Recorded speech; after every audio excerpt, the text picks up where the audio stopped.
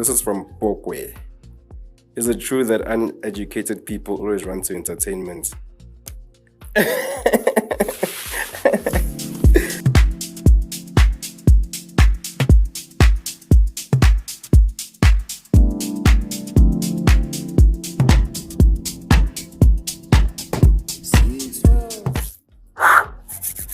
Alright, so hello everybody. It's your boy Siso, the one and only in the flesh. So yeah, this is my Q&A. Well, most of them, Futi, it was like the same questions. Well, yeah, here to talk about who I am, what I do, where I'm heading, I guess. So yeah, let's get into it. This is from Pokwe. Is it true that uneducated people always run to entertainment? Yeah. Not necessarily. I don't think it's really true. Even though, if you think about it, remember when it comes to creativity, there are two sides of the brain. It's the left brain, it's the right brain. So most people who are creative in terms of music, in terms of art, entertainment, it's not that they're uneducated. It's that most of the time they use their right brain, which is the creative side. So I wouldn't say they're uneducated. They're just educated in their own way. That's why you find that today there's schools for music, schools for because it's not everyone who can do accounting or do this or do that. Some people are creative in their own way. So it doesn't mean they are uneducated. It's just, the world, it's only a recent thing now that these things are being taken seriously in terms of creativity, art, all those things are only being taken seriously now. Music, YouTube, media, all this type of stuff, So yeah, eventually you'll find that someone will have a degree in music. And now it's confusing, like, in degree in music, that doesn't make sense, how? But then years later, it's going to make sense why it's a degree in music, So does it mean someone who's going to be doing accounting years later is now uneducated? That doesn't make sense. So yeah, everyone is just educated in their own way. What inspires the music you create?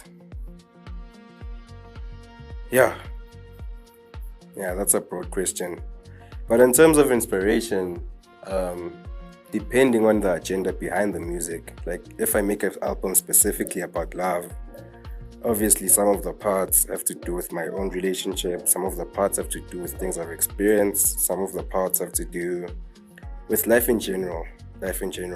But anything that I use is something that I'll always have had experienced firsthand. So with everything that I create, I don't really make it up. There's always a story behind anything that I create. So that's the inspiration.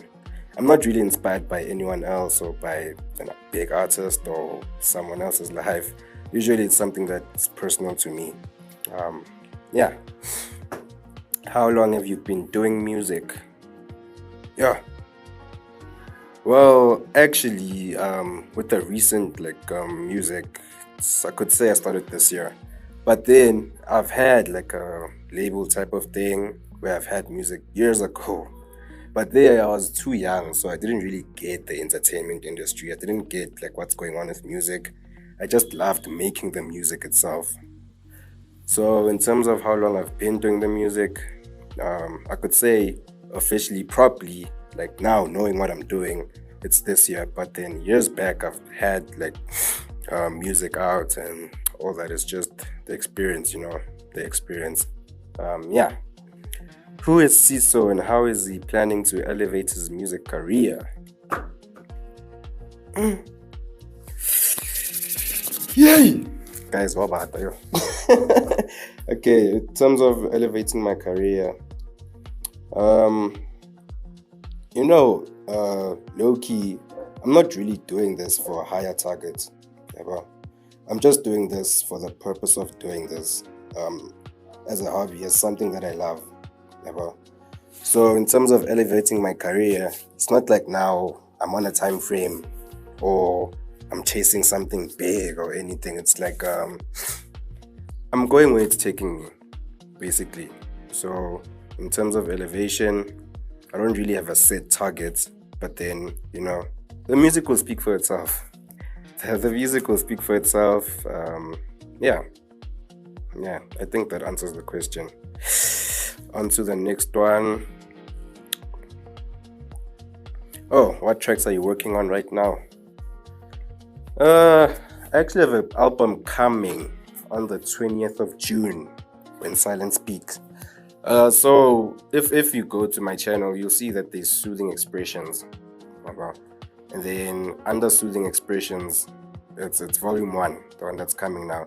So the first album was Whispers After Midnight, 15 tracks, of which 13 were produced by me, and then the other one is Cinema Podi, and then the other one is Thingy. Oh no, 14 were produced by me, and then 1 by Cinema Podi, and then the last one is not really part of the album. It's just a bonus track that I also produced. Yeah, but so in terms of tracks, that's what's coming. The new album, 20 June. This time I went for 17 tracks. Yeah. And then in Soothing Expressions, especially volume 1, it's really for me, what can I say? It's an experiment for me. It's an experiment. I'm trying to find my sound. So yeah.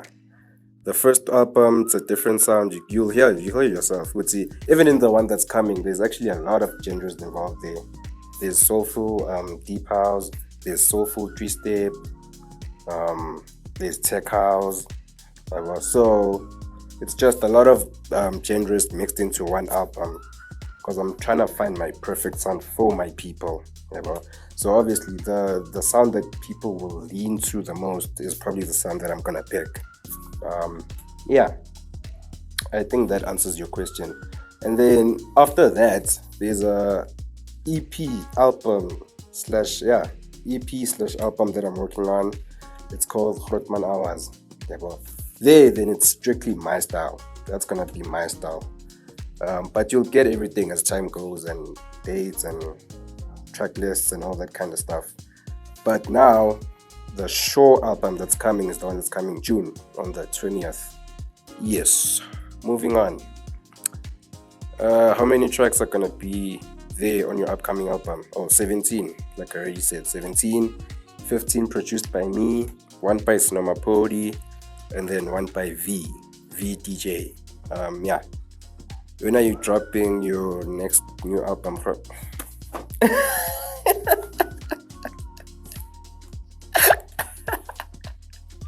Yeah, this is what I mean, and I saw you guys basically ask the same question. But yeah, again, 20 June 2026, when Silence Speaks, Soothing Expression, Volume 1. Tango. Yeah, how long did it take you to become confident in your production? Well, in production. One thing I'll say, I feel like confidence is something that you already have even before you produce. Because if you don't have the confidence, then how are you even going to produce something good enough for people? Yeah, you need to have the confidence in yourself first. You need to know it's okay. If it's good enough for you, then it's good enough. Doesn't matter who, and if anyone says what or this or that, doesn't really matter. If to you it's good enough, then it's good enough. So in terms of production, I feel like you need to have the confidence in your own work. You need to have the confidence in your own work. And sometimes just be realistic about who you are. Don't say you have confidence, but you can see that what you have confidence in doesn't even exist. You have to have confidence in something you can see that is realistic. So if you know that you are 70% good at the production, don't say I'm 100% this, I'm 100% that. No, stick to your 70%, but be confident in it because you know it's there. You see, so yeah, in terms of production, you need to have the confidence first before you produce, but you need to know what you're confident in. So what you're confident in needs to exist. Yes. What's the biggest mistakes upcoming artists make? Well, I could say that I'm an upcoming artist myself, so I haven't really picked up on most of the mistakes. But then what I've realized with upcoming artists is that they don't listen to their fan base. That's their biggest mistake. Yeah. It's like they want to do, in most cases, they want to do what they think. Well, they want to do what they want is right, if you get what I mean. So most artists, especially upcoming ones, they don't want to listen to the fan base. Never. It's like if you know that you produce private school piano and then you have a fan base now and then you want to change now, you want to produce maybe skicha. You can't do that because your fan base that you came up with, that you grew with, listens to private school piano. So you can't all of a sudden now change to skicha or anything else just because now you feel big or anything, because you lose that fan base and then it's going to be a big mistake on your part. Streams are now going down, I'm losing followers, engagement is bad.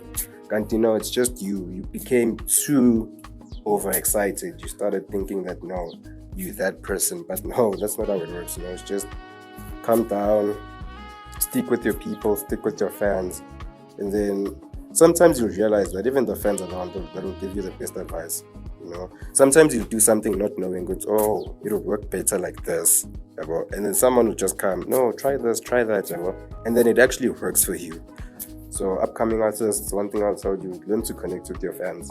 Listen to your fans, what they have to say. And yeah, that should be it. That's gonna help you in the long run. I think I've basically answered all your questions, guys. Yeah, I think that's to wrap it up. That's it. I have an upcoming album, Soothing Xpressions. It's dropping on the 20th. I hope you guys enjoy that one. And then Whispers of the Midnight is the first one. So I think this year, guys, I think I'll give you 3 albums. I'm not sure. Maybe 3, maybe 4, depending on what happens. But then for you guys, just subscribe, like, share, comments, everything. You'll see the journey as it goes.